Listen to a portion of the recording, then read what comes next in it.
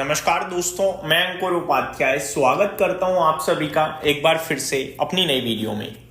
दोस्तों, भारतीय बाजार में गिरावट देखने को मिल रही है। मैं आपके साथ एक इंटरेस्टिंग डेटा शेयर करना चाहूंगा। 26,060 पे निफ्टी खड़ा है इस समय और डेटा शेयर कर रहा है कि निफ्टी 26,100 पे बहुत हैवी कॉल राइटिंग है, 150 पे भी है, 200 पे भी है। ये डेटा शेयर कर रहा है, लेकिन डेटा ये भी शेयर कर रहा है कि इन सारी कॉल्स की वैल्यू 3 रुपए, 5 रुपए, 8 रुपए रह गई थी थोड़ी देर पहले और अब धीरे धीरे बढ़ना शुरू हो रही है।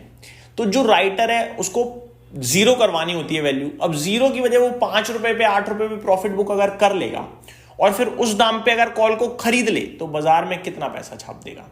मेरे को लगता है कहीं ना कहीं call writers are fully satisfied और वो प्रॉफिट बना चुके हैं and now they are booking their profits. Obvious है 2 घंटे बचे हैं बाजार बंद होने में, 1.5 घंटे में उन्हें पोजीशन कट करनी है और वैल्यू ऑलरेडी जीरो ही हो चुकी है, तो फिर क्यों ना प्रॉफिट बुक किया जाए।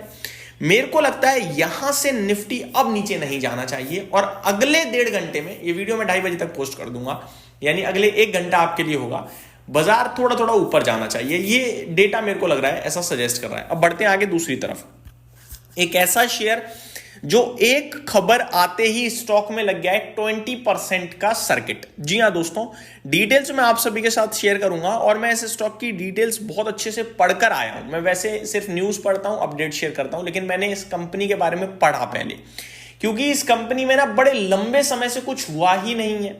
स्टॉक का नाम है स्पार्क, यानी कि सन फार्मा एडवांस्ड रिसर्च वाली कंपनी है। ये सन फार्मा की ही R&D वाली कंपनी आप ये कह सकते हो है। इस कंपनी का भाव आज 20% के अपर सर्किट पे लॉक हो गया है 161 पे। आज का लो 134 का है।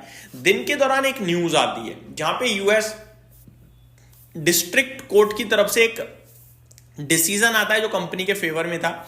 डिसीजन आता है सेजेबी PRV से रिलेटेड, जहां पे इन्होंने कहा कि PRV वॉज लीगल, यानी इलीगल बताया गया था पहले, अभी लीगल बताया जा रहा है।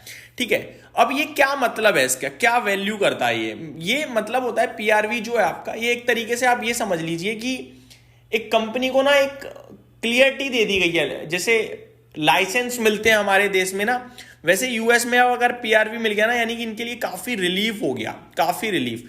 हालांकि अभी ये पूरी तरीके से क्या है, आप ये मान लीजिए पूरी तरीके से रिलीफ नहीं है, लेकिन रिलीफ बहुत बड़ा है। मैं डिटेल्स आप सभी के साथ पहले शेयर करना चाहूंगा, इंपैक्ट बताना चाहूंगा, उसके बाद आपके साथ शेयर करूंगा। वैलिडेशन ऑफ R&D मॉडल, सेजेबीज FDA approval validates Sparc's ability to develop internationally relevant drugs, important affirmation for its future pipeline and investor confidence. तो ये ना अब और इजीली ड्रग्स वगैरह बना सकते हैं और अप्रूवल में थोड़ी उतनी प्रॉब्लम नहीं आएगी, इजी वे में अप्रूवल्स मिलते चले जाएंगे।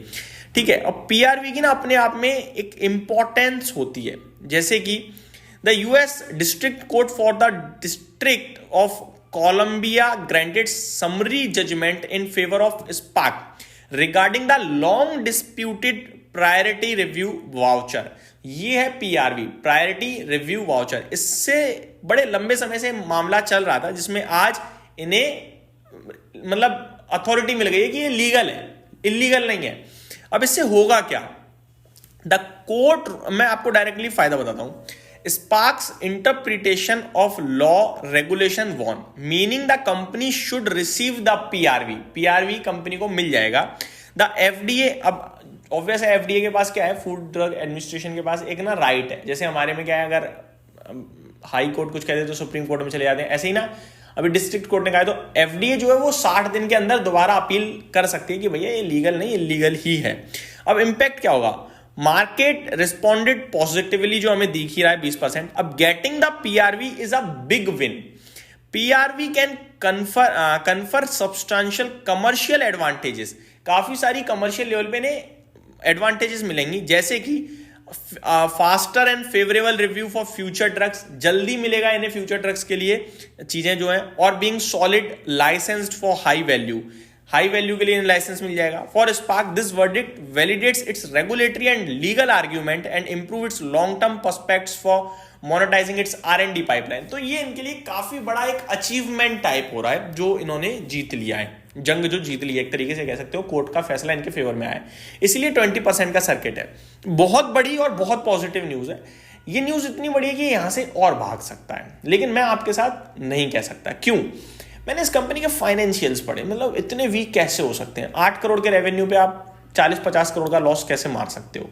क्योंकि एक्सपेंसेस बहुत हाई है ना, और कंपनी काम कुछ कर नहीं पा रही है। ये एक कारण था जिसकी वजह से मैं आपके साथ इसको लेने के लिए नहीं कहूंगा, लेकिन बहुत सारे इन्वेस्टर्स में फंसे हुए हैं, क्योंकि लगभग 3-4 साल से स्टॉक 180, 200, 160 पे घूम रहा है। तो मैं ये कहूंगा, अगर आप भी फंसे हुए हो तो ये मूव और दे सकता है, करीब करीब मुझे लगता है टेक्निकली 185 to 200 जा सकता है, और अगर जाता है तो फिर रिव्यू करेंगे, बट फ्रेश लेने के लिए नहीं कहूंगा मैं आपसे। उसके पीछे रीजन यही है क्योंकि फाइनेंशियल्स बहुत वीक दिख रहे हैं।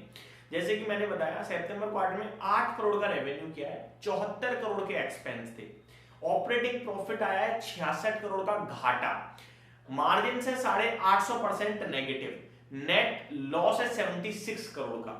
ये ऐसा अभी से नहीं है, 4-5 क्वार्टर से लगातार चल रहा है। पूरे फाइनेंशियल ईयर की स्थिति काफी खराब है। कंपनी के पास रिजर्व्स का तो आर भी नहीं है, लेकिन डेट का भर भर के डेट है। पहली बात तो रिजर्व्स नेगेटिव है 381 करोड़ के, और बोरोइंग्स में 417 करोड़ की है। शेयर होल्डिंग पैटर्न एकमात्र चीज ऐसी जो ठीक ठीक दिख रही है, बाकी सब खराब दिख रही है। इसलिए लॉन्ग टर्म के लिए भी मैं से नहीं कहूंगा कि आप लेने के मौके तला सकते हैं, बट जिनके पास है उनसे कहूंगा आप वेट कर लीजिए। ये मेरी तरफ से अपडेट थी। Thank you so much for watching this video. Have a great day guys.